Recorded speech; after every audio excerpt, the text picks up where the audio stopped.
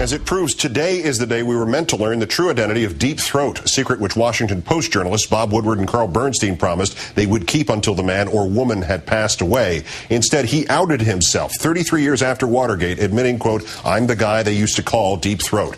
Tonight, in our third story in the countdown, W. Mark Felt, the former Deputy Associate Director of the FBI, has died of congestive heart failure in Santa Rosa, California. He was 95.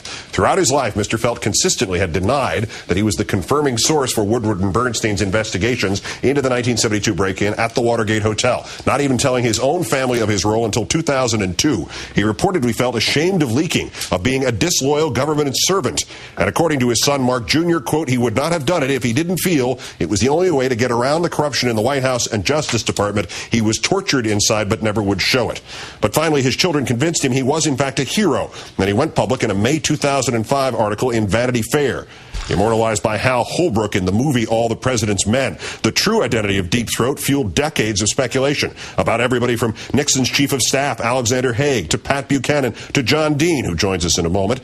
But it was Mark Felt, first codenamed by Bob Woodward with those same initials, my friend, who was secretly meeting with the reporter, simultaneously leaking information to the Washington Post, while also assigned to investigate the source of the leak. It turns out Nixon actually knew Mark Felt was leaking information. His chief of staff, H.R. Haldeman, clearly told him that on one of the Watergate tapes, but adds, quote, if we move on him, he'll go out and unload everything. He knows everything that's to be known in the FBI. I'm joined now by the White House counsel at the time of Watergate, John Dean, author, of course, of Worse Than Watergate and Broken Government. Always a pleasure, sir. Thank you for your time again tonight. Thank you, Keith. Mark Felt struggled for decades with his identity and his legacy as Deep Throat. Now that he's gone, what do you think that legacy is? Place him in history for us. Well, as you said, we did know he was leaking. In fact, he had a reputation in the Department of Justice. Was not very favorable. Some called him a white rat because he did leak a lot. I think because of Watergate and his role of Deep Throat, a lot of people are going to consider that very heroic. People who are still Nixon apologists are not going to feel that so heroic. I personally think it was very daring, very important, and indeed he changed history by at least supporting Woodward and giving him comfort in what he was doing and making sure the stories were published. As we've discussed several times, John, Mark Felt gave information he could not personally have known. He gave wrong information, as you have so thoroughly documented. There were obviously people feeding Mark Felt, a series of associate Deep Throats, if you forgive the expression. Is knowing their identities and their motives essential for historical understanding, or is Mark Felt's identity enough? I think it's enough. We certainly are not going to add anything by knowing, who fed Felt what and why. It's not going to illuminate anything. It's not going to change the picture. It is, however, a good mystery story still. I suspect some Watergate buffs will still try to piece those pieces together because it is difficult to put all the information into Felt's ambit, if you will, and so I think people will continue to look at it.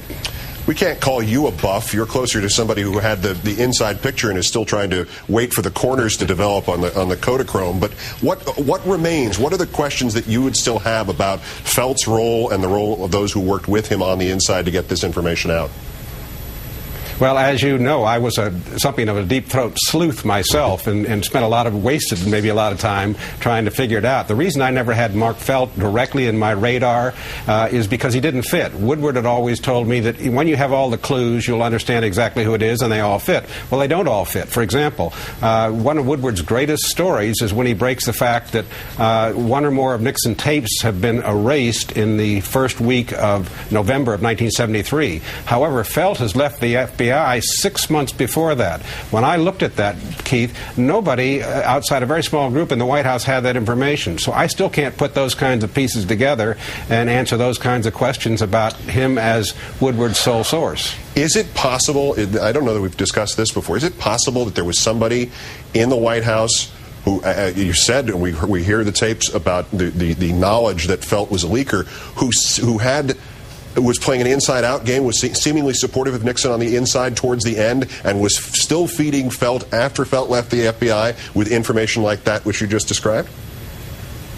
It is possible. There's no question it's possible. In fact, when I romanticized who Deep Throat might be, I always hoped it would be a White House insider. I thought Pat Buchanan would be a wonderful Deep Throat. Pat doesn't exactly share that feeling, but nor did Dave Gergen when I named him as a potential Deep Throat. Some of these people took great offense to this.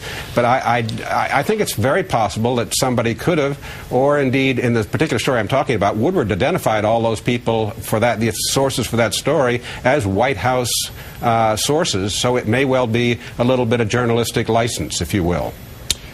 Try to sum this up, and Mark Felt and what he helped reveal and what that meant for the country and what you did for the country and what those who stood up at various times through that did. That aside, you have pointed this out already and many times in many other conversations, that this is just an extraordinarily fascinating mystery story, even if it weren't a political mystery story. What is left? What is the secret that remains to this that you would like to ask whoever actually could supply the correct answer? Well, Keith, we certainly know why they broke in, and we know it was an act of stupidity, a very foolish fishing expedition to find information on Larry O'Brien. We know why it was covered up, because there was a similar foolish break-in into Daniel Ellsberg's psychiatrist's office by the same people who have been arrested at the Watergate. What we don't know, and what we still may find out, is Howard Baker's famous question, what did the president know and when did he know it? There are still tapes coming out in the next couple batches that could well tell us much more about Nixon's actual knowledge. So those kind of interest me. Yeah, given that the country survived, I guess this is the gift that keeps on giving. John Dean, always my pleasure, sir. Merry Christmas a little early. Take care. Same to you, Keith. Thank you.